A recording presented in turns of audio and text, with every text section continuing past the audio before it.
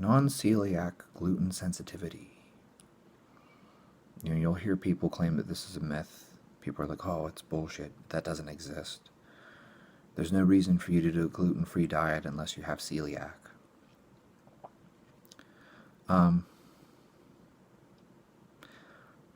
I respect your PhD in nutrition. I do. I respect your PhD in exercise physiology as well. I don't want anyone to think that I'm being disrespectful to you. You obviously have an education that you worked hard for, and I am sure that you know your field very well. My wife has her PhD. She knows her field very, very well.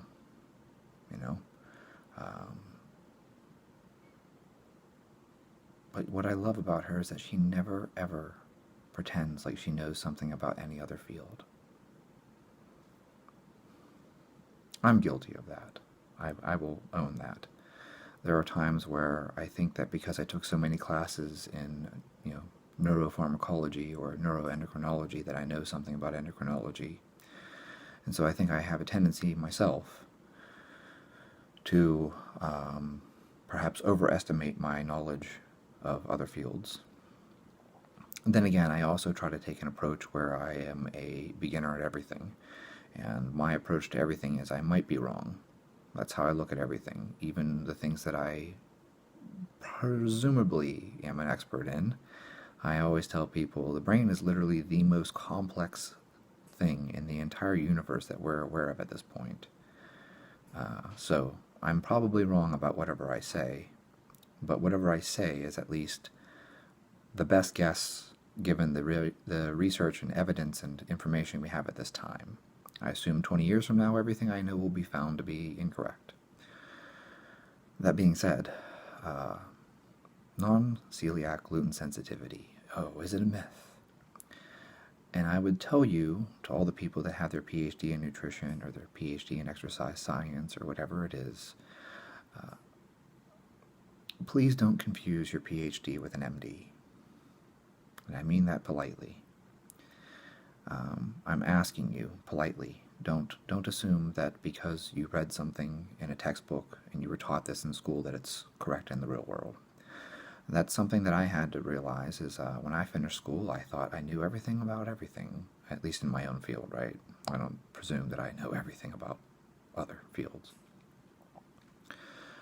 And so I thought I knew what I was talking about, and then it turns out in the real world, a lot of these things don't pan out the way that we were taught, or the way that they worked in labs.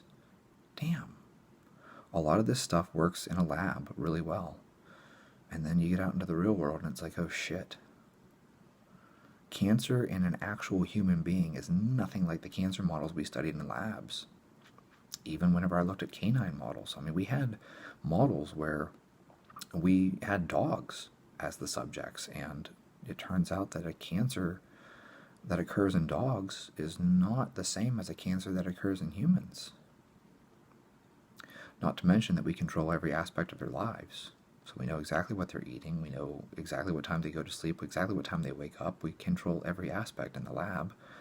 What happens in humans who go home? They do their own thing. All right.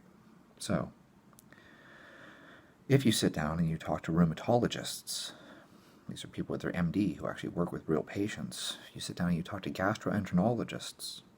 These are MDs who work with actual real patients. They'll tell you that they have had tons of patients who saw an improvement in their Crohn's disease. They saw an improvement in their ulcerative colitis.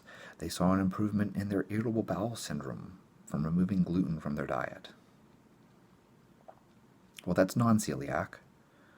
The only reason why you should ever go on a gluten-free diet is if you have celiac. Well, then why are people with Crohn's seeing an improvement from removing gluten from their diet? Why are people with ulcerative colitis seeing it? Why are people with IBS seeing an improvement from removing gluten? But let's not stop there. Some people have conditions like Hashimoto's thyroiditis, where they have these thyroid antibodies that you can actually measure. So they have thyroid antibodies that are attacking their thyroid. That's why it's an autoimmune condition. And those antibodies are literally damaging and deteriorating their thyroid gland. And when those people remove gluten, and sometimes when they remove dairy along with gluten, their thyroid antibodies go back down to normal levels. And they, by all measures, don't have Hashimoto's thyroiditis anymore when you look at their blood work. They don't have elevated antibodies. In fact, for some of those people, when they remove gluten and remove dairy from their diet, their TSH goes back to normal, their T4 goes back to normal, their T3 goes back to normal. Oh, shit. But I thought non-celiac gluten sensitivity didn't exist, and yet we're seeing patients who improve their health by removing gluten who don't have celiac. People with things like psoriasis, they remove things like gluten from their diet and see an improvement. That's not celiac either. Huh. So maybe there's something else going on here. Maybe this whole idea that the only reason for you to go on a gluten-free diet is if you have celiac, because there's no such thing as, non-celiac gluten sensitivity. Well, maybe that's wrong. I'm sure you were taught it in school. I'm sure someone told you that that's how it works. The only people that have a gluten sensitivity are people with celiac. And yet, in the real world, MDs who are actually practicing medicine and seeing real patients will tell you that they've seen people improve their health by removing gluten. And these are not people that have celiac. They don't have an IgA deficiency either. Just something to consider there. Okay? And I'm not sitting here telling you that gluten is evil either. There are plenty of people who eat bread and pasta and don't have any issues. But if someone tells me that they don't have celiac and they remove gluten from their diet and their arthritis improved, I'm going to be like, yeah, I don't doubt you. And if someone tells me they removed gluten from their diet and their thyroid antibodies went back to normal, I believe you. I have no reason to doubt you. None whatsoever, because this is what actual doctors are seeing in practice. So I appreciate that the research would tell you, oh no, it only is a problem for people with celiac.